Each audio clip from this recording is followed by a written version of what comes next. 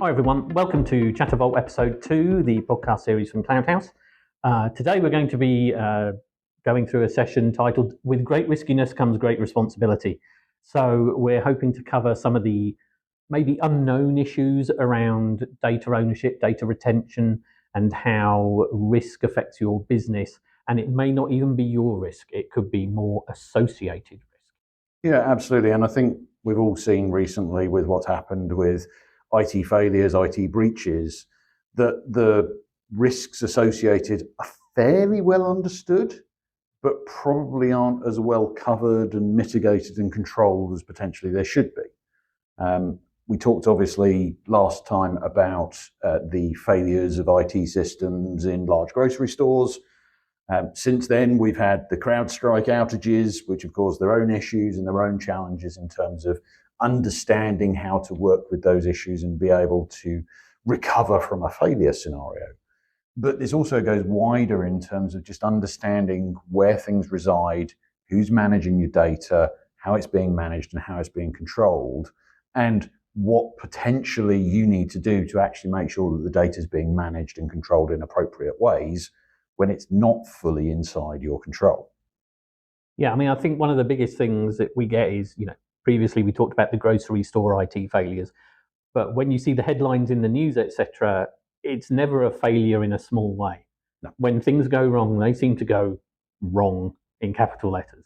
The CrowdStrike issue obviously affected people, and no one even knew who that company was before that actually happened. Yeah.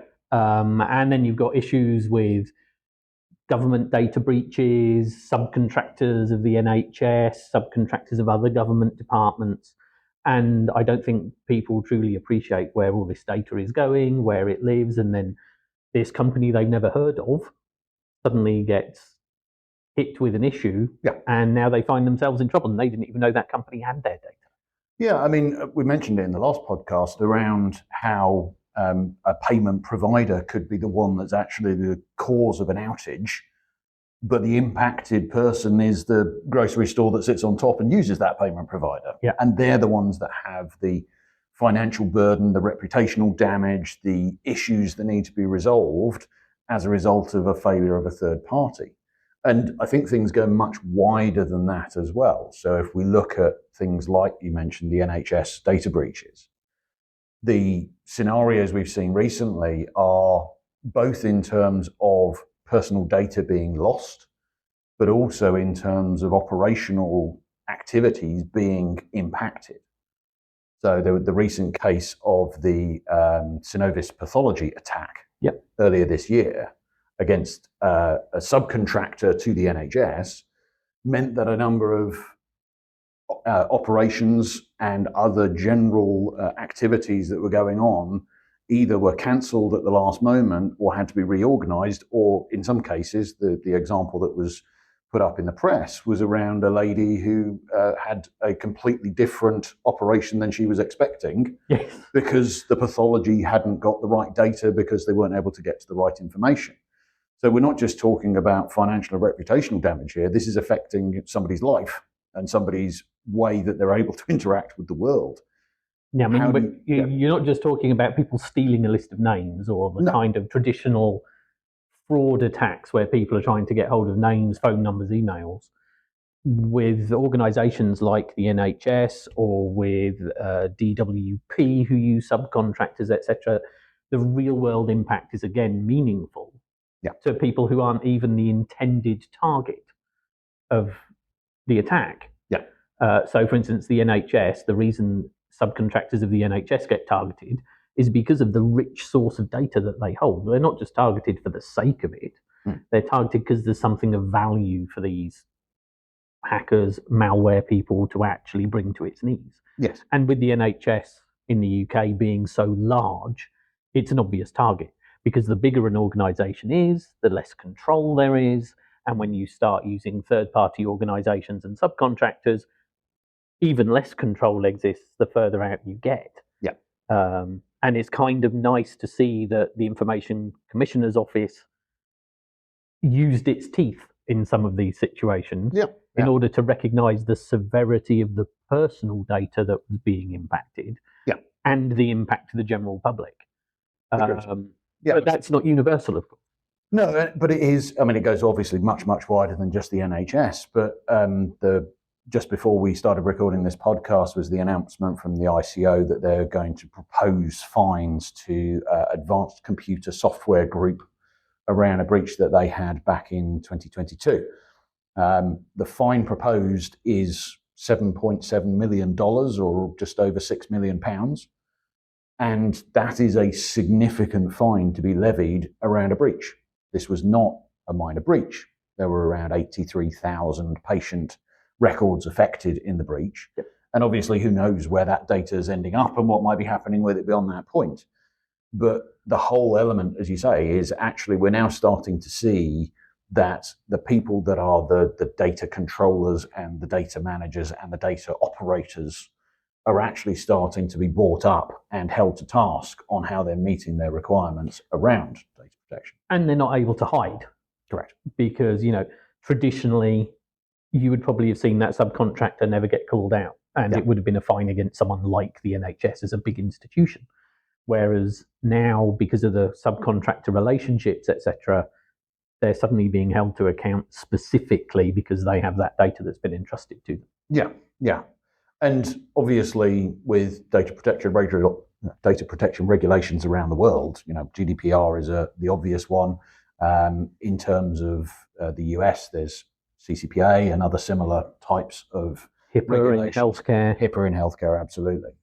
Those types of elements where end user, end consumer, end patient data is held in a way that potentially isn't secure, people are going to get called out on it and pulled up on it, which is great to see.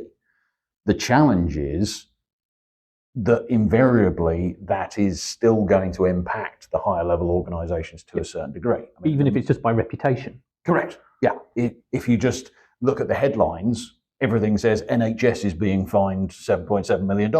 It's not. No. As far as we know, it's only being targeted at the subcontractor at the moment. But at the same time, there is still a responsibility that flows up to the parent organization or the owner of the data in the first place to actually make sure that things are taken into consideration. Other regulations coming into force, EU DORA is coming up early part of next year, January 2025.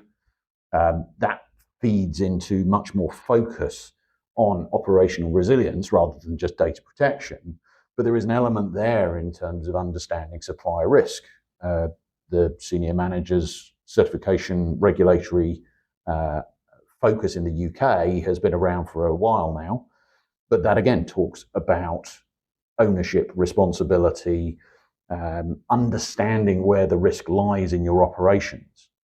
And just to go back to the Crowdstrike example, if a supplier goes down, how do your businesses continue?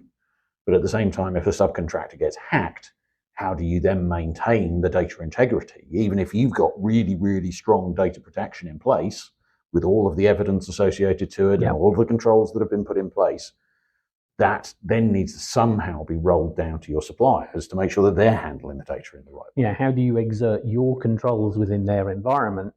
Or how do you ensure that your contracts with your third-party suppliers and contractors have the relevant safety in them that your customer data, that you probably worked hard to gather, spent a lot of money securing, storing, using, now you've let it out of its cage, as it were, into a third-party supplier. How do you ensure that your standards are being met by those suppliers, and where are the appropriate reparations and remediations for when something goes wrong? Yeah. Because as a business, you can't afford to stop. You have to keep running. Again, and I keep talking about Crowdstrike, but you've got the businesses there who have been impacted and they've lost revenue. I mean, there's currently, I believe, a case that's being reported. Delta Airlines are trying to go after $500 million just out of that one outage. Yeah. So the impacts are real. The revenue loss is real. The end customer impact is real. Operations being cancelled, credit debit card machines not working. They're serious situations for those people who are involved.